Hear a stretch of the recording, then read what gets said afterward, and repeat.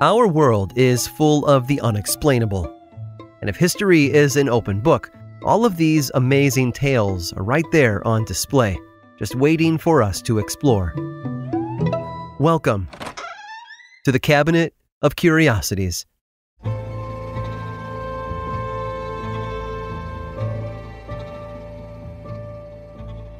What a year this week has been, is a popular saying these days. The speed at which news and information happens tends to skew our perception of time. Yet no matter how much occurs, the passage of time doesn't really change. It doesn't move faster simply because more is happening. But Heribert Illig didn't agree. He didn't think that time moved differently. He thought that it had been changed on purpose. Illig was born in Bavaria in 1947 and followed the teachings of Immanuel Velikovsky. Velikovsky believed that the Earth had been shaped by short but violent worldwide phenomena in a philosophy known as catastrophism. Illig and Velikovsky didn't ascribe to gradualism, the idea that small incremental changes created the world's geography. As he became more active in the revisionist historical community, Illig began publishing his own theories about time. First and foremost, he believed the Middle Ages never happened. Despite the existence of numerous texts and other artifacts from the period, the years 614 to 911 AD never occurred. But if they didn't, then where did they go? The answer is what Illig referred to as the phantom time hypothesis, and according to him, it's all because three world leaders conspired to dupe the public. Holy Roman Emperor Otto III didn't like the idea of his reign beginning in 996, or as all thought at the time, the year 703. Instead, he joined forces with Pope Sylvester II and Byzantine Emperor Constantine VII to reshape the calendar so it looked like they all ruled during that nice round number of 1000 AD.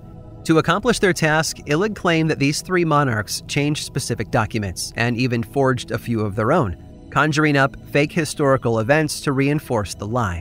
One such fabrication was the Emperor Charlemagne, whose policies had been cited as the blueprints for much of Europe. In their version, he wasn't a real person, but a legendary figure, practically a myth like King Arthur. As a result of their scheme, the historical record gained an extra 297 years, making the current year roughly 1722.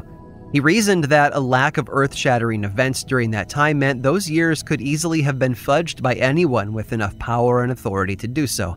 I mean, they're called the Dark Ages for a reason, right? And Illig believed that they were so dark, they didn't even happen. But he didn't stop there. He also noted that Romanesque architecture, a style that came into prominence in medieval Europe, appeared in Western Europe in the 10th century, long after it was believed the style had fallen out of favor. Finally, and perhaps most importantly, the calendar itself had been modified to cover up the gap. Pope Gregory discovered in 1582 that the Julian calendar, which had been the dominant calendar since 45 BC, was roughly 11 minutes too long each year. The discrepancy amounted to an additional 13 days between the Roman era and 1582. To close the gap, Pope Gregory unveiled the Gregorian calendar, which we still use to this day. Except he didn't shorten the amount of time by 13 days like he should have. He only skipped 10 days, which accounted for the time from 45 BC up until 1282, not 1582, a 300-year period of time that went missing. It hasn't helped that modern historians have discovered documents that were forged by the Roman Catholic Church to appear as though they were written hundreds of years before they actually were. The faked records were such a huge problem in the 1980s, a worldwide conference was held to address them. And all of this has helped fuel Illig's fire since he first put forth his phantom time hypothesis in 1986. Since then, it's gained a small but devoted following who also believe in its validity, even given the evidence, or lack thereof, supporting it. Although most historians and archaeologists don't really pay Illig's theory much heed. After all, for every claim he makes, there's a reasonable explanation to refute it.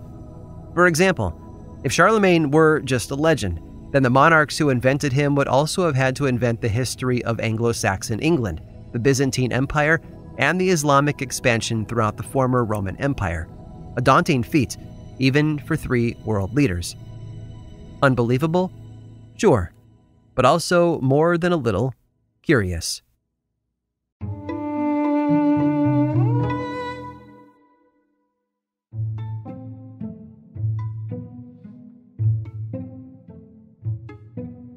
X marks the spot. 4 words that conjure images of pirates and dotted lines painted on flimsy fabric. Just follow those lines until you reach a point in the sand and start digging, because somewhere out there is a treasure chest overflowing with gold and jewels just waiting to be discovered. But as books and movies have taught us, X never really marks the spot. There's always a conspiracy, a set of clues one must follow in order to find the real treasure that isn't so much buried as it is hidden, thanks to time and obscurity. Thomas Beale captivated the world with the story of buried treasure in 1885. He had led 30 explorers from Virginia on a trek to a Spanish province just north of New Mexico. Today we know it as Colorado, but back then it was a vast tract of land with a hidden secret. While hunting for buffalo, the men came across a mine teeming with precious metals. Their journey of exploration quickly turned into an 18-month mining operation. By the time they'd finished, they'd hauled thousands of pounds of gold and silver out of the mine. After that, Beale just needed to take it back to Virginia to bury it in a safe place. And he did just that, making several trips back and forth across the country until all the gold and silver was secured, all $43 million worth of it by today's estimates. Beale kept meticulous records of his party's haul. However, he needed to make sure the information about the treasure couldn't fall into the wrong hands. In 1822, he wrote down 3 separate pieces of information: the location of the treasure, a description of what he buried, and the names of the people who had helped him find it, as well as their next of kin. He placed the information in a metal box and handed it off to an innkeeper in Lynchburg, Virginia named Robert Morris, a man he trusted to keep it safe. In the event Beale or one of his men failed to come back for the box within the next 10 years, Morris would be allowed to open it and claim the treasure for himself. Well, 23 years passed, and no one from the original mining crew, Beale included, ever showed up to collect the box. Morris opened it up and found 3 sheets of paper with the information about the treasure. Except for one thing. He couldn't read any of it.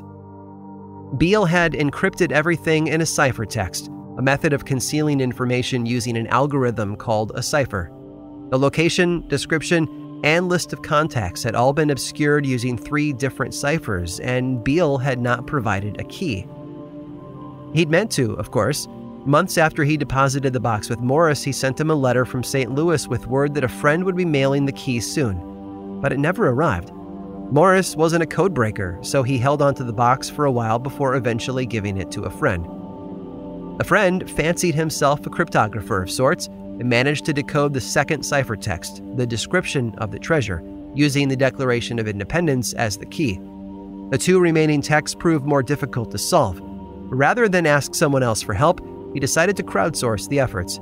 He published the other ciphertexts in a widely distributed pamphlet called the Beale Papers. The Beale Papers have become a code-breaking rite of passage, mainly because the 2 unsolved texts remain unbroken to this day. Some people have claimed them to be hoaxes, meant to keep people guessing. That the second text was so easily decoded is seen as incentive to keep working on the first and the third. But no expert, nor any supercomputer, has been able to decrypt either message. They've used all manner of possible keys, such as the Bible and the Constitution, but nothing has yielded such clear results as the Declaration of Independence did with the second text. The Beale Papers have been the subject of countless news stories, books, and documentaries over the years, with each one proposing new theories as to whether the ciphers are real or all just one big prank meant to fool the public. But even with enough evidence, the possibility that it's fake cannot squash the one thing keeping the legend alive: hope. If there is a chance that millions of dollars in treasure is sitting in a vault somewhere waiting to be discovered, people are going to keep looking until they find it. Of course, if the story is fake, it wouldn't be the first time an empty vault has made national news. Just ask Al Capone. I hope you've enjoyed today's guided tour of the Cabinet of Curiosities. Subscribe for free on Apple Podcasts or learn more about the show by visiting curiositiespodcast.com. This show was created by me, Aaron Mahnke, in partnership with How Stuff Works. I make another award-winning show called Lore, which is a podcast, book series, and television show, and you can learn all about it over at theworldoflore.com. And until next time, stay curious.